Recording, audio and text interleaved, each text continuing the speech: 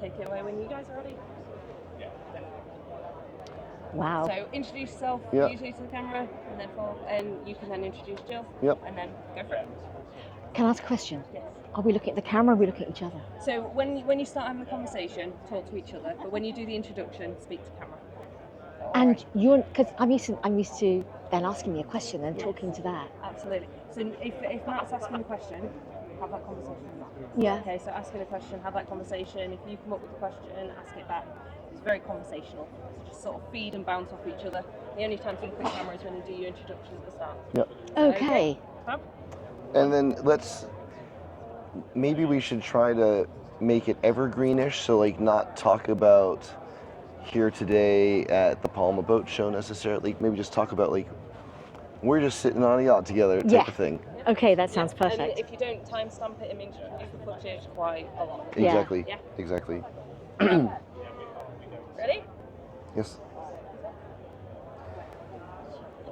Hi everybody, I am Matt Zimmerman, CEO of FarSounder, and I'm so excited to be celebrating our 25th anniversary year here with Gill Rodrigues from SeaKeepers Society.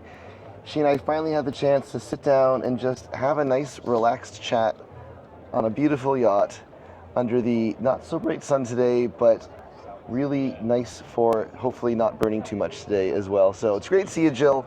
As always, you are one of my favorite trade show buddies. It's lovely to be here. I'm Gill Rodrigues. I'm with the International Seakeepers Society. And as Matt says, these boat shows can be incredibly busy, but today we found a quiet corner and we're sitting down together for a little bit of a chat. And I brought my favorite mug with me, which we'll tell you a little bit more about later. So, you and I have known each other for a really long time. And, maybe people that are listening and watching us don't know much about us. I thought we could start with giving a little introduction of who we are. So Jill, tell me about yourself and how did you find yourself here today sitting on this gorgeous yacht next to me?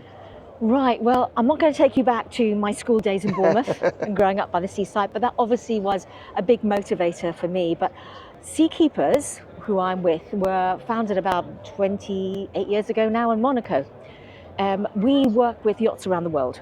And the most important thing for us is to connect with those vessels. Those boats are on the water because they have a passion for the ocean, and we bring them science at sea. So they can either have a scientist on board a vessel, they can do some citizen science, education, or get involved in the local community. It's all around the ocean, and that's the history of what SeaKeepers in a nutshell is all about. And how did you get drawn into that whole organization? Like what brought you there and what motivated you to join that team? I moved to Florida and I realized Florida was really ground zero for environmental change. You could see it all happening there in front of you. SeaKeepers approached me because they were looking for someone to join the team. It was absolutely win-win because I've always grown up by the coast at sea, and I decided to come on board many years ago, back in I think 2014. I joined one of the Belle de la Mer events. It was up in San Francisco during the America's Cup, and everything that SeaKeepers does is around yachts. So I joined and here I am. Oh, cool. Well, I'm glad that we finally crossed paths and started working together a couple We years. have been friends for a long time. We have. Because we have that common thing that we love the sea, we love the industry, and we have a passion for the environment. It's a win-win. Absolutely. So my story, as you already know, I believe, I started as a student in university working on some new sonar technology, and when it came time to graduate, I like to joke that I wasn't smart enough to know that I should just go out and find a job. Instead, I tried to turn that work in technology into a job, and I helped found FarSounder back in 2001 as the technical founder, and we started shipping our equipment since 2005 around the world.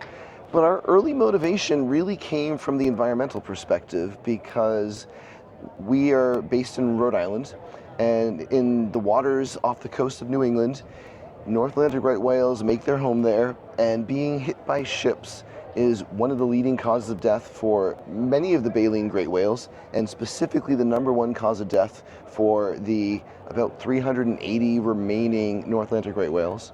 So we thought there must be a way for ships and boats to avoid hitting whales. And then similarly, around that same time, there was an oil spill locally off of Moonstone Beach. It was a barge, hit a rock, caused a big hole, spilled a bunch of oil. Okay, it wasn't the Exxon Valdez in the world of oil spills, it was small, but for us locally, it had a really big impact. So the idea of, again, what could we do to help ships avoid hitting rocks? And when we looked around, we were frankly surprised that nobody made a thing that let them see where the rocks and whales are before they got there.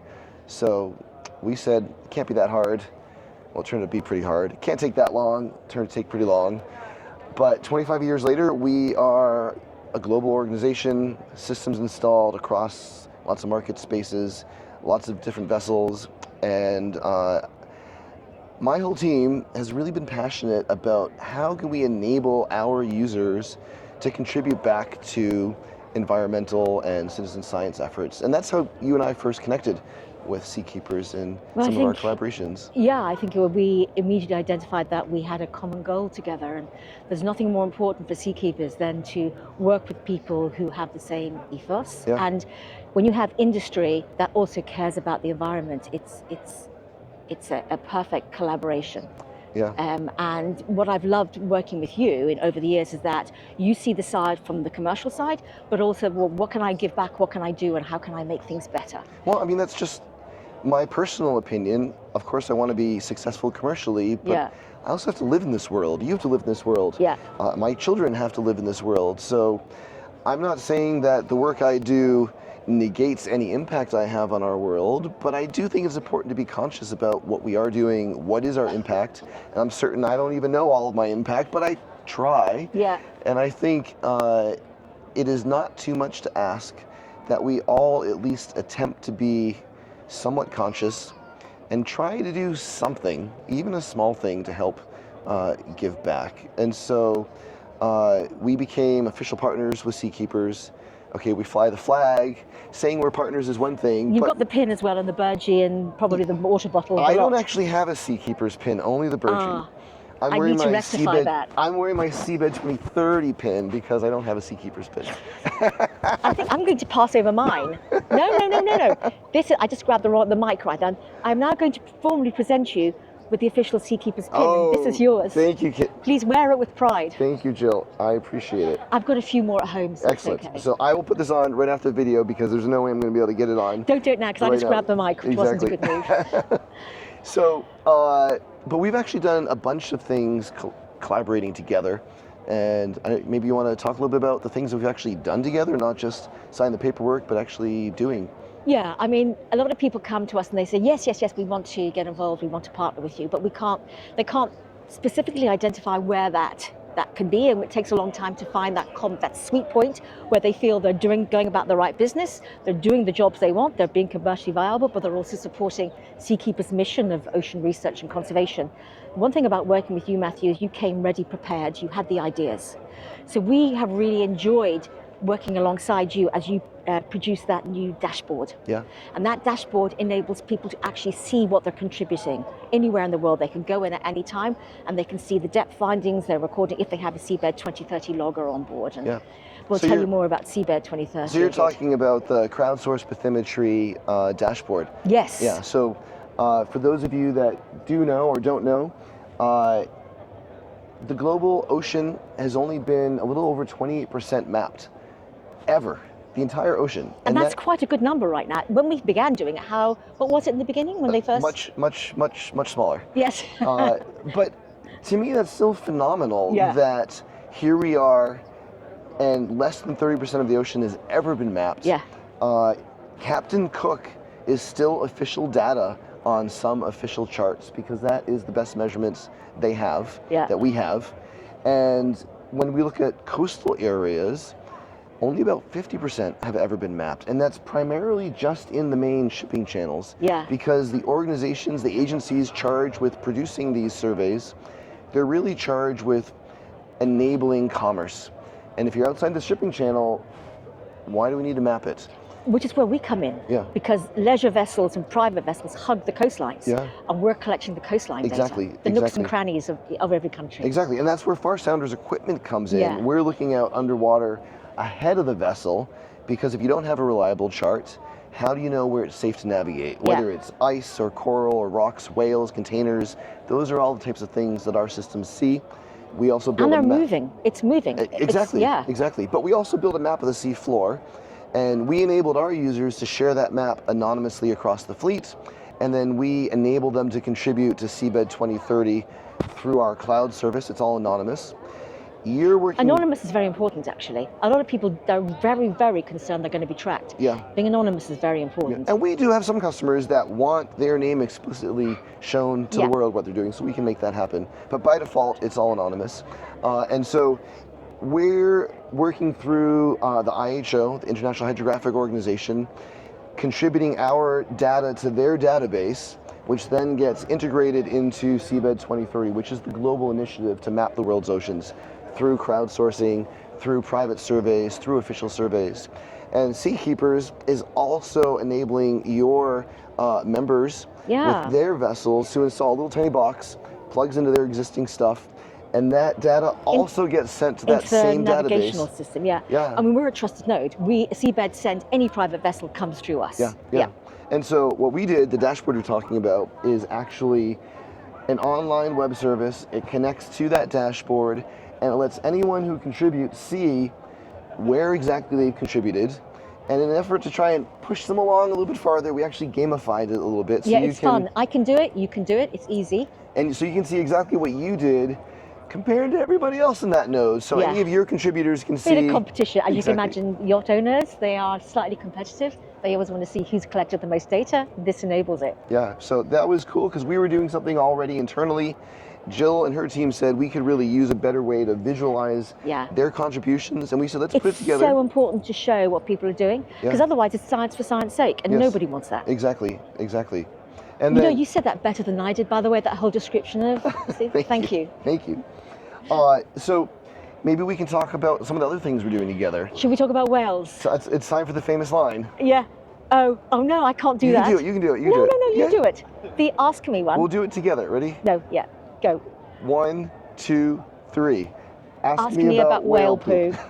And on that, I'm going to pick up this, because he says poop, but us Brits say poo. It's my favorite mug. As I mentioned at the beginning of our conversation, helping to avoid whale ship strike was one of our early motivations. Yes. And our equipment is safe for whales, it's safe for the marine environment, and we can detect whales. So with our detections, hopefully the vessel operators will actually do something about it and avoid hitting them. And over the years, we learned a lot about how to operate safely with whales, how to spot and identify them. So we put together this nice little online training class. One he made earlier. Yeah, this little online training class. And it's all about how to spot and identify whales and safe operations on board. But I recruited a whole bunch of great guest hosts, including a bunch of the team from SeaKeepers. Yeah, it was Katie Sheehan and Tony Gilbert. Exactly. So Katie was talking about one particular whale species. Yeah. And then after learning about all the whale details, I brought in other guest hosts to talk about citizen science and how you can get involved in whale conservation. So Tony really presented not just the whale side of SeaKeepers, but SeaKeepers in general and how to get involved. I think whales is a very important research for SeaKeepers. Yeah. Because we love working with you, and I think one of the things we're trying to do now is work out ways to standardize how data is collected. Because there's a lot of people, we work also with Orca Ocean Watchers, and we feel that everyone should be feeding into the same. And, really. And they're also guest hosts on that same class. Yeah. One of the things that I learned while developing the class, because I knew a lot about how to identify the animals, how to spot them, and how to operate around. Yeah. I didn't know a lot about how they fit into the global ecosystem. And before building the class, if you asked me why should I care about whales, well, I thought, well, they're magical creatures. They're pretty. They're unique. They're endangered. We don't want them to go extinct. But they're more than that, aren't they? And then that led to these mugs. So I learned about the whale pump. Many of you probably don't know that we get 50% of the oxygen we breathe in the air from phytoplankton. And phytoplankton's primary nutrient source is the whale pump, which is whales diving down deep to feed. They come to the surface to breathe because they're mammals. They do what they need to do, and that, their waste in the surfaces of the water becomes the primary nutrients in that whale pump for the phytoplankton. So if we kill off the whales, we lose the phytoplankton, and we lose half the air we breathe. And in the last 200 years, we've killed about 80% of the whales. Yeah, we don't like bringing bad news, but I think it's important people are aware. And today, depending on sources and who you ask, 10 to 20,000 whales a year are killed by being hit by ships, boats of all sizes. Not just the big boats, not just little boats, and everything in between. So personally, I think it's pretty important because I want to breathe. And so I'm a big proponent of, okay, I want to do environmentally conscious things, but I understand that that's not everyone's motivations. But can we do things, can we frame things for even selfish reasons to get people to do good things? Yeah. And some people will do it purely because they don't want damage to their vessel. Yes. We don't question the motivation of why somebody comes to support Correct. a project, but we welcome all. Yeah. I think it's also important to realize we're not trying to also greenwash this. You know, just because you participate in a citizen science effort, that doesn't erase your impacts overall, but it is a small thing you can do with close to zero effort. So why not be doing that anyway? Close to zero effort's really important. Yes, and of course you can do bigger projects with SeaKeepers. Well, of course, we have a range. It's really important that we listen to what people want in their areas of interest. And so when people come to us and say, you know, I travel long distances, I see a lot of whales, I know immediately that we can work together on that project. However, if people come to us and say, really keen to do some diving, very interested in corals, or I'm looking to see mantas, or I really want to see more seagrass, we have a project for that. Yeah. I think I've just stolen some other projects byline there, but we do. SeaKeepers have a range of citizen science projects and scientist-led projects where we have the researcher on board the vessel.